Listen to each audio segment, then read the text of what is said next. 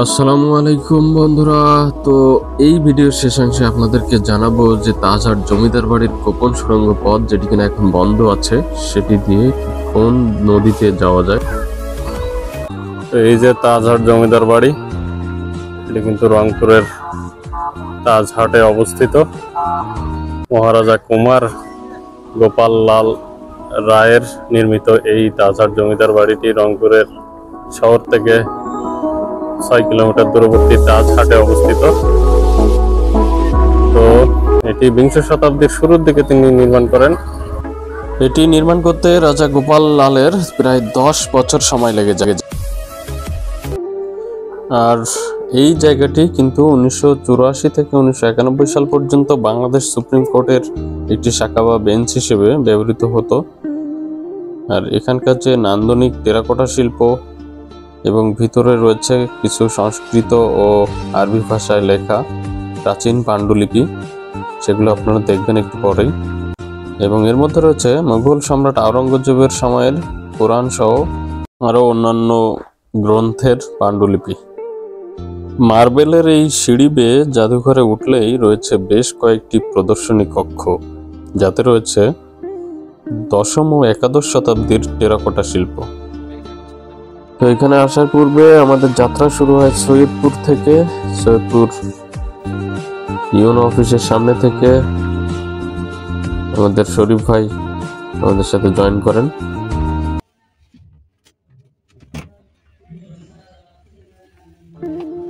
আসসালামু আলাইকুম। ওয়ালাইকুম আসসালাম।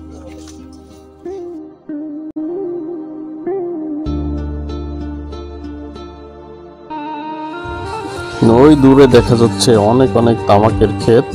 আর এই যে দেখছেন সারি সারি তামাকের পাতা শুকাতে দেওয়া আছে রোদে।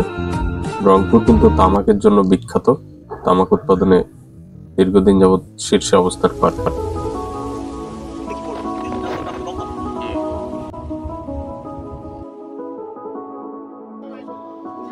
তারপর আমরা পৌঁছে যাই রংপুর প্রত্নতাত্ত্বিক জাদুঘর অর্থাৎ তাজহাট জমিদার বাড়িতে। আর এখানে প্রবেশ মূল্য 30 টাকা জনপ্রতি।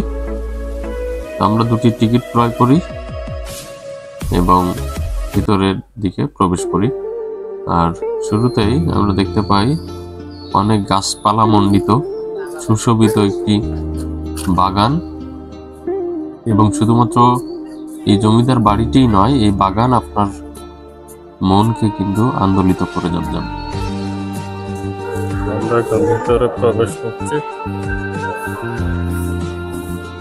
ভাই এগুলো দেখ।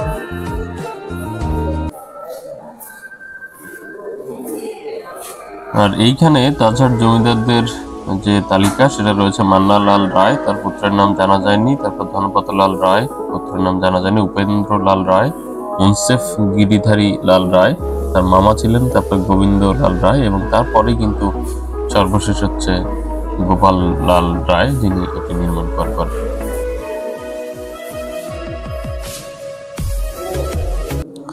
তো এই প্রাসাদটির মধ্যে রয়েছে বিভিন্ন মূর্তি, প্রাচীন পাণ্ডুলিপি, সংস্কৃত এবং আরবি ভাষায় লেখা রয়েছে, টেরাকোটা শিল্প এবং বিষ্ণুর প্রতিকৃতি, শিবলিঙ্গ এবং অন্যান্য বিভিন্ন প্রতিকৃতি। প্রাসাদটি প্রায় 210 ফুটের মতো প্রশস্ত ও 4 তলা সমান উঁচু। এর গঠনশৈলী কিন্তু প্রাচীন মুঘল স্থাপত্য থেকে অনুপ্রাণিত হয়েছে বলে মনে করা হয়। দেখুন দেয়ালে লিখন নিষেধ। এখানে হিন্দি বাংলা বিভিন্ন ভাষায় এখানে কিন্তু লেখা আছে। এই যে রায়হান এবং সিমোনা মিমো, আমাদের কিন্তু খবর আছে, এখানে কিন্তু নিষেধ লেখা, আমরা তারপরেও লিখছি। তো এই রাজবাড়ির পিছন দিকে কিন্তু একটি গুপ্ত সিঁড়ি রয়েছে। এই গুপ্ত সিঁড়ি কোনো একটি সুড়ঙ্গের সাথে যুক্ত হয়ে কিন্তু সরাসরি ঘাঘট নদীর সাথে যুক্ত হয়েছে, এমন একটি জনশ্রুতি শোনা যায়। তবে সিঁড়িটা কিন্তু এখন নিরাপত্তাজনিত কারণে বন্ধ করে দেওয়া হয়েছে। এবং কারণ এই যে আমাদের বড় ভাই আছেন এখানে, শরীফ ভাই। ভাই একটু বলেন কেমন লাগছে আপনার এই ঘুরে?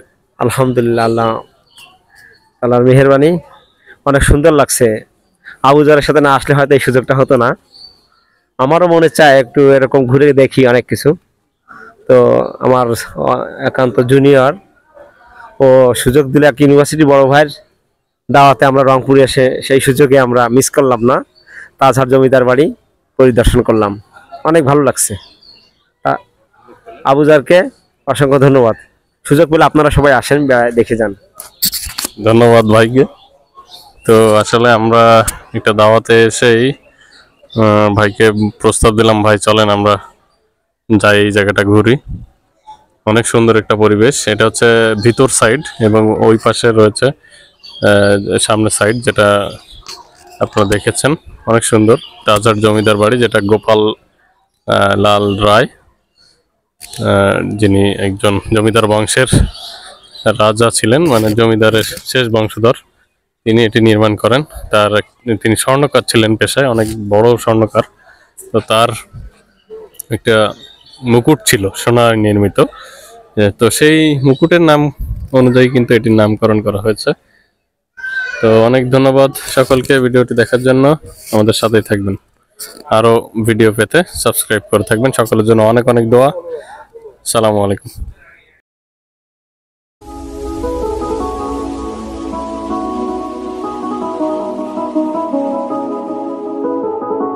তবে এই গুপ্ত সিঁড়ির কথা যেটা বললাম, এই গুপ্ত সিঁড়ি দিয়ে অনেকেই কৌতূহলবশত আগে ভিতরে ঢুকতে চাইতো, তো যে কারণে এখন কিন্তু এই সিঁড়িটি বন্ধ করে দেওয়া হয়েছে এবং উপরে ওঠার যে সিঁড়ি সেটিও কিন্তু এখন কর্তৃপক্ষের আদেশে ওঠার নিষেধ।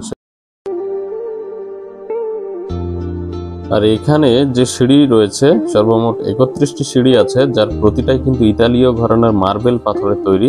তো সিঁড়ি থেকে উঠে জাদুঘর পর্যন্ত মেঝের পুরোটাও এই একই পাথরের তৈরি, যেটি কিনা এই রাজবাড়িটিকে অন্যান্য রাজবাড়ি থেকে আলাদা করে। তো আসরের নামাজের রক্ত শেষ হয়ে যাচ্ছে বলে আমরা দ্রুত এই জায়গা থেকে প্রস্থান করি এবং পাশেই রয়েছে একটি মসজিদ, ওই দূরে দেখা যাচ্ছে মসজিদটি। ওই জায়গায় যে আমরা উজু করে নামাজ পড়ে নেই। সকলকে অনেক ধন্যবাদ।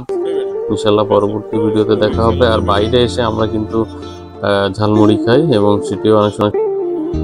সকলের জন্য দোয়া এবং শুভকামনা, আমাদের জন্য দোয়া করবেন। আল্লাহ হাফেজ, আসসালামু আলাইকুম। সর্বশেষ আমরা সেই অনুষ্ঠানে যোগদান করি। ভাইদের জন্য অনেক অনেক দোয়া এবং শুভকামনা।